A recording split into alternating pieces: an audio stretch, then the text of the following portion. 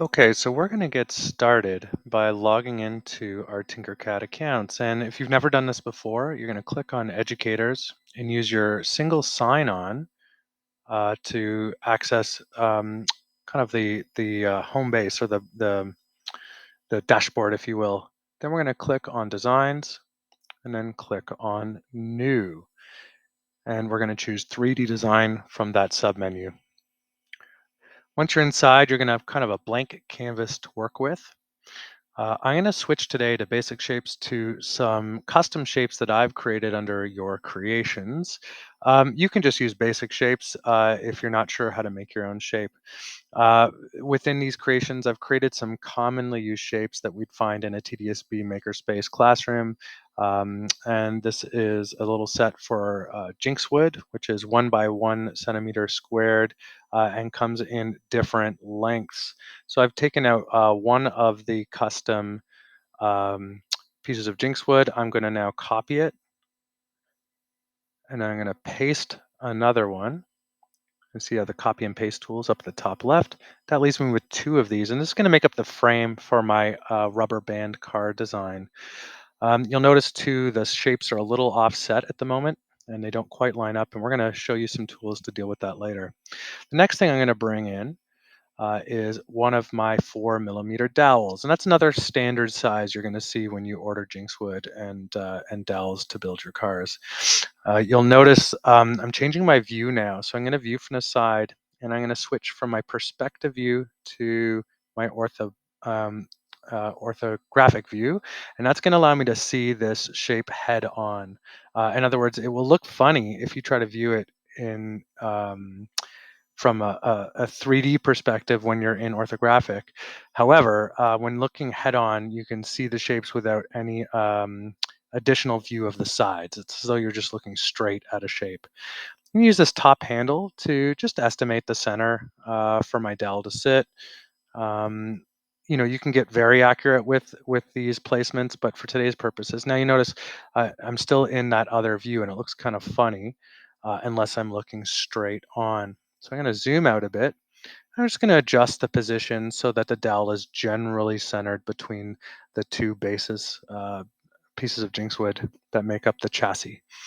Now I'm going to align them by selecting both pieces of Jinx wood, go over to the Align tool, and press on the handle that will bring those top edges so they're aligned nicely. Then I'm going to take my dowel, center it a bit more. I'm going to duplicate and just drag the duplicated dowel down to the front. And it should stay now aligned in the center like my other dowel. So now I have my chassis and my two axles, and I've switched to perspective view here, so it kind of looks a little more what it would look like if you were looking at this as a shape that's sort of sitting in front of you. Next, I'm going to bring over a wheel, and these are some custom wheels I made with a 4 millimeter hole cut out the middle to match the most commonly used dowels that you'll find when you're purchasing materials from our vendors. I'm going to adjust the color of this wheel for a second and make it transparent, just so it's a little easier to place and see over top of my Jinx wood. I'm going to drag it over and just get it aligned with the other dowel. Sometimes you need to make some minor adjustments in your view. Just go back and forth with the plus and minus to kind of zoom in and zoom out as you need. Once I've got it lined up, horizontally, I'm going to use the little arrow at the top to pull it down. And I'm going to switch back to my top view and zoom out. And I'm just going to click, hold, and drag my whole wheel over and get it placed generally in a good spot in the center of the dowel.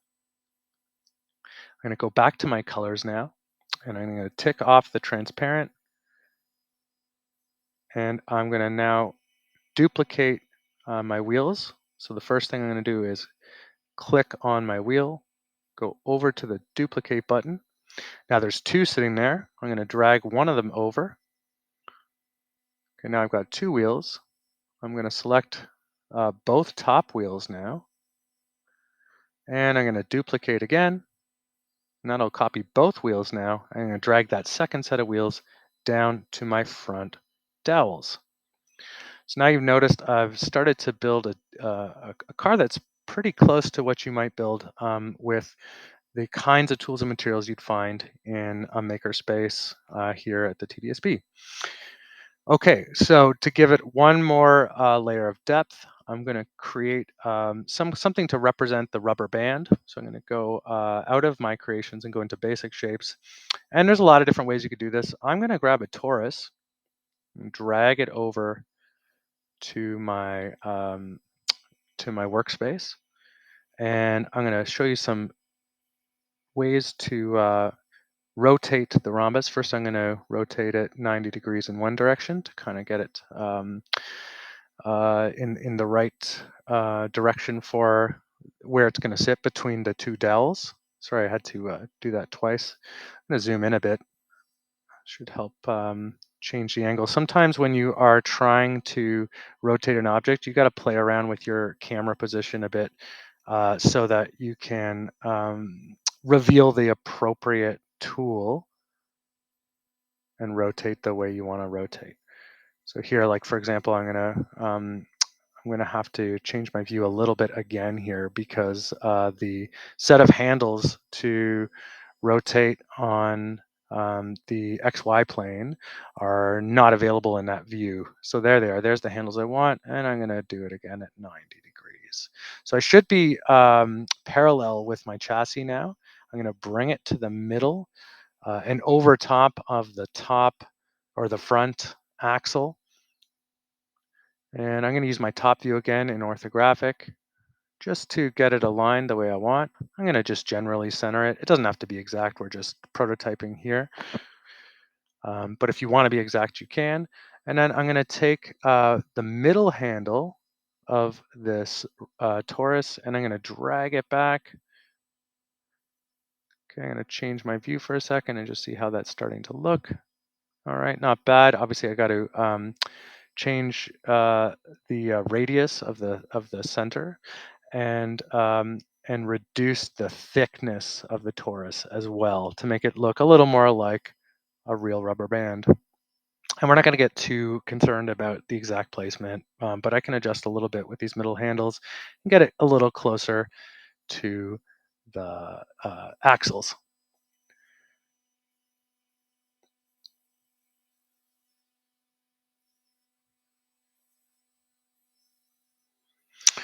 Okay, and there you have it. And now I can use my view cube or uh, right the right button on my mouse to kind of rotate my camera view.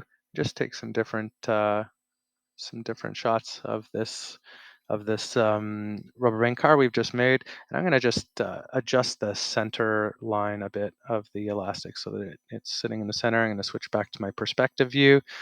And that's pretty much it. We can also remove the grid below so we can view it a little more in a real space.